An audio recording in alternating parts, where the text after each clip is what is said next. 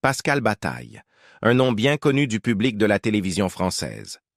Tout au long de sa carrière, il a été le visage de nombreuses émissions à succès, un compagnon de confiance pour d'innombrables téléspectateurs. Mais à 65 ans, Pascal a enfin révélé ce que nous soupçonnions depuis des années.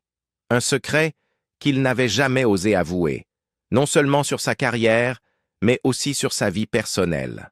Vous ne voudrez certainement pas manquer cette histoire, car personne ne s'attendait à ce que cet homme fasse des révélations qui nous poussent à reconsidérer sa vie et les choix qu'il a faits. Dans la vidéo d'aujourd'hui, nous plongerons au cœur de la vie de Pascal Bataille, de ses relations et de ses secrets bien cachés que peu de gens connaissent. L'homme célèbre et sa vie télévisée colorée.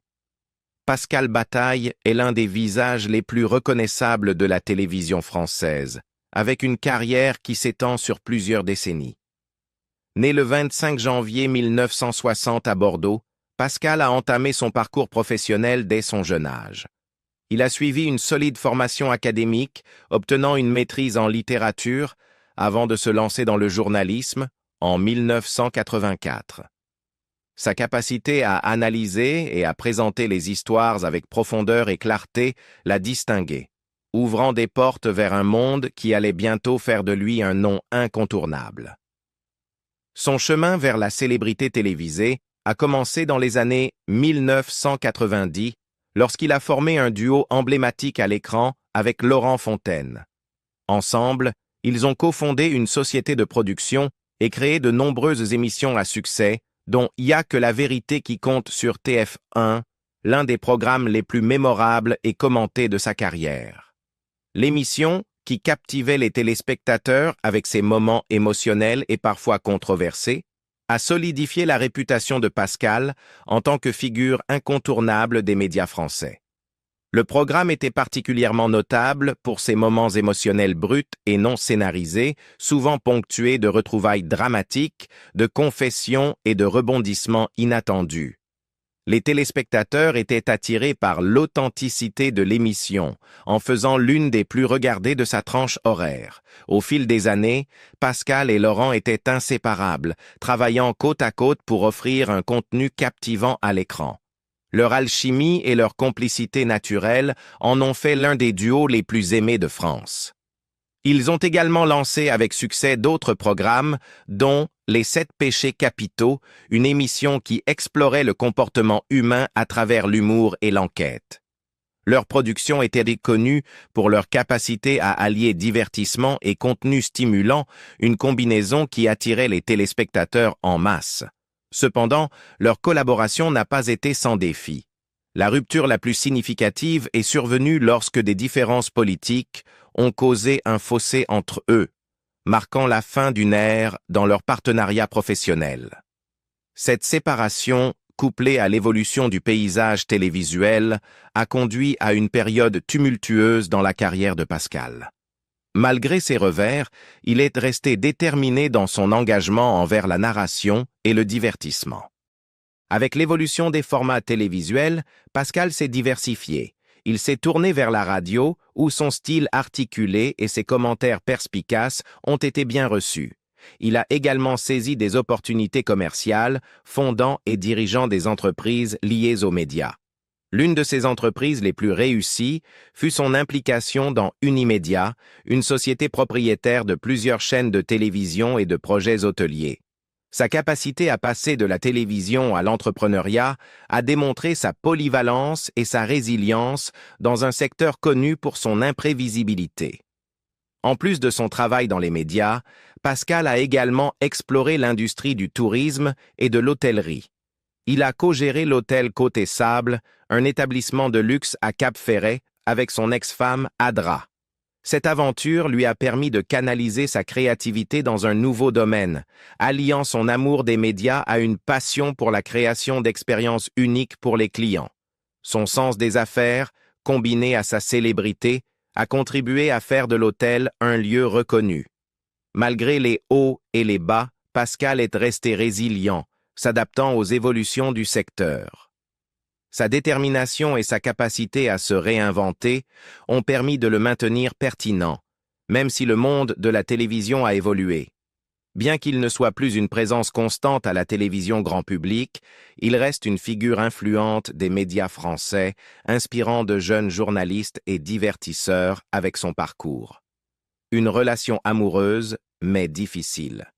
Pascal Bataille a connu 2 mariages significatifs dans sa vie.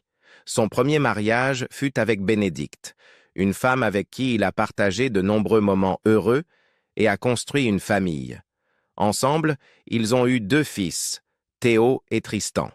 Pendant de nombreuses années, leur relation a été remplie d'amour et de soutien mutuel, mais comme dans beaucoup de mariages, elle a aussi été marquée par des défis. À l'époque, Pascal était encore en train de façonner sa carrière. Il était ambitieux et motivé, cherchant à se faire un nom dans le monde compétitif de la télévision. Bien qu'il fût dévoué à sa famille, ses engagements croissants dans l'industrie des médias l'obligeaient à jongler entre les exigences de son travail et sa vie de famille. À mesure qu'il s'immergeait davantage dans le monde de la télévision, Pascal rencontra Laurent Fontaine, un collègue qui devint non seulement son ami proche, mais aussi son partenaire professionnel de longue date.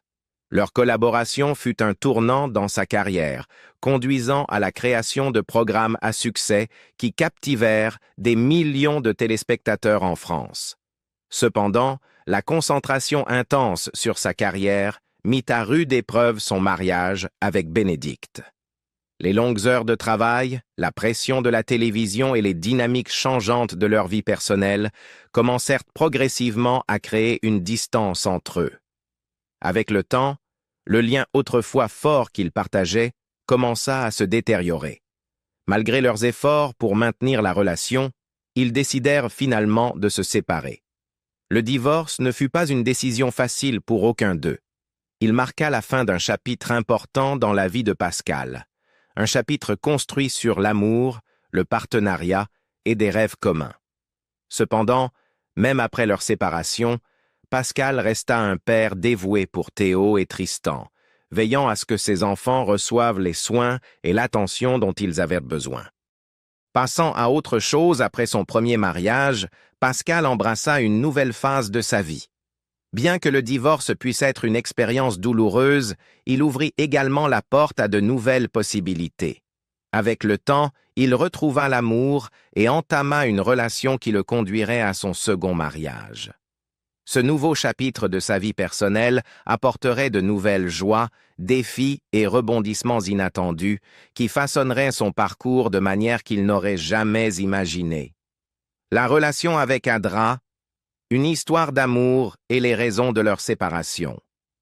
En 1997, Pascal Bataille rencontra Adra, une femme d'origine algérienne qui allait devenir une partie essentielle de sa vie pendant plus de 2 décennies. Leur relation était fondée sur un amour profond, un respect mutuel et des rêves partagés. Ensemble, ils ont créé une belle famille et ont accueilli 2 fils, Tim et Talal.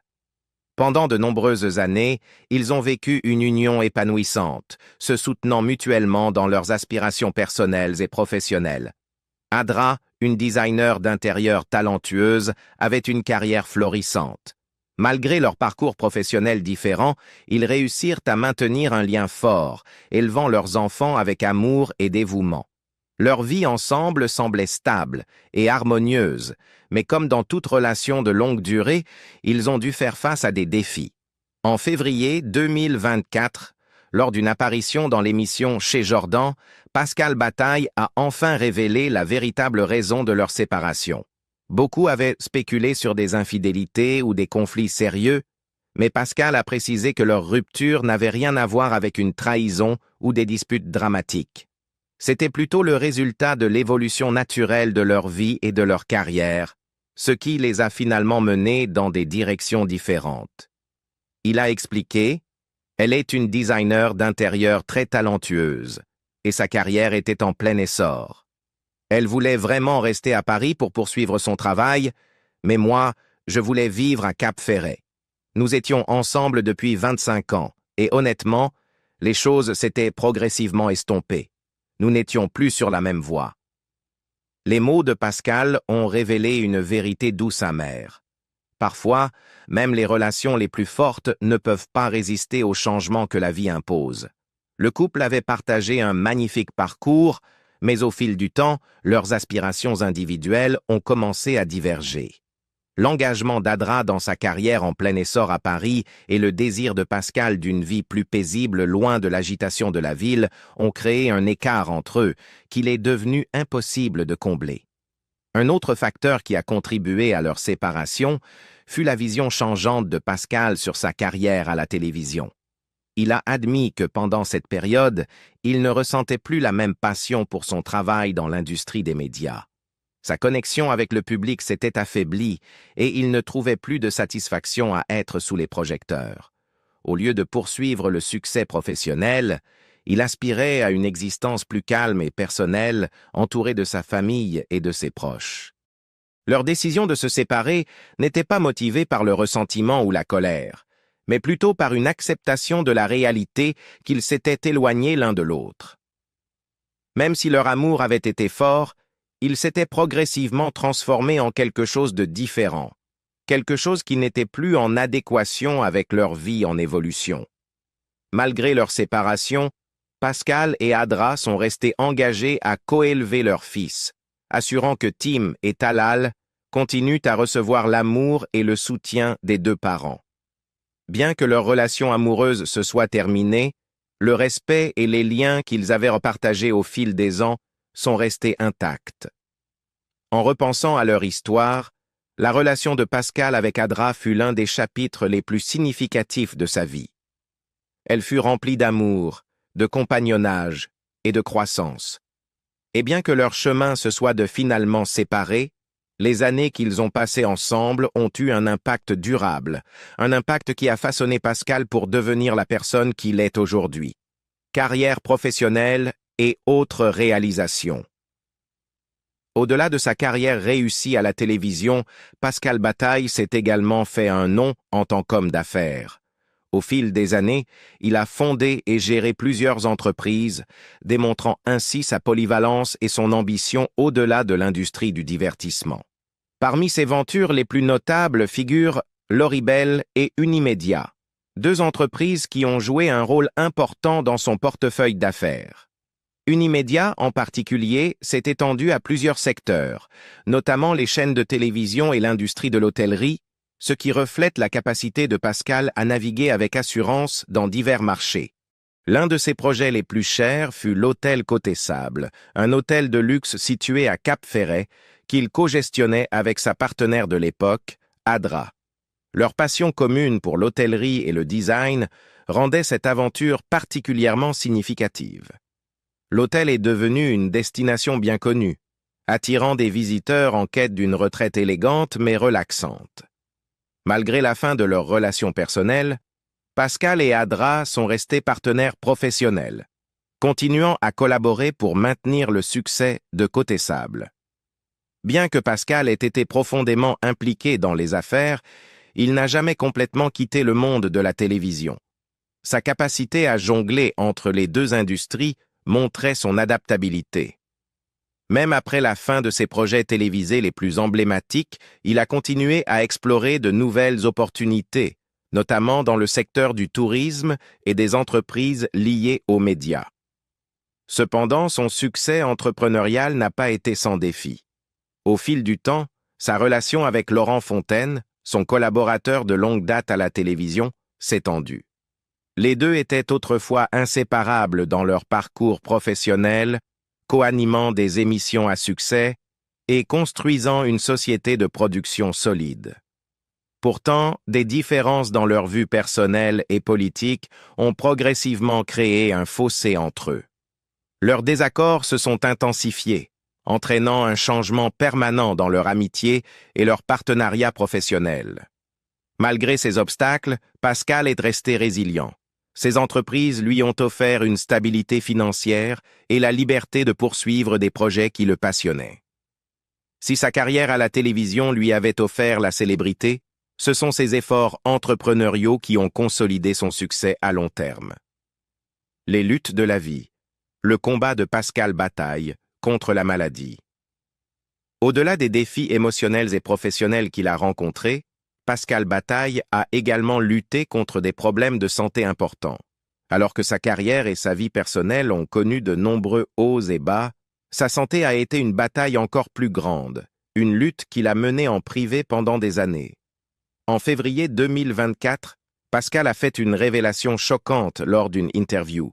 Il souffrait d'une tumeur à l'oreille interne depuis plus de 30 ans. Cette condition avait affecté son équilibre et son audition, lui causant des difficultés tant dans sa vie personnelle que professionnelle. Cependant, il n'en avait jamais parlé publiquement, préférant endurer ses luttes dans le silence tout en poursuivant son travail à la télévision et dans les affaires. Mais ce n'était pas la seule difficulté de santé qu'il a dû affronter.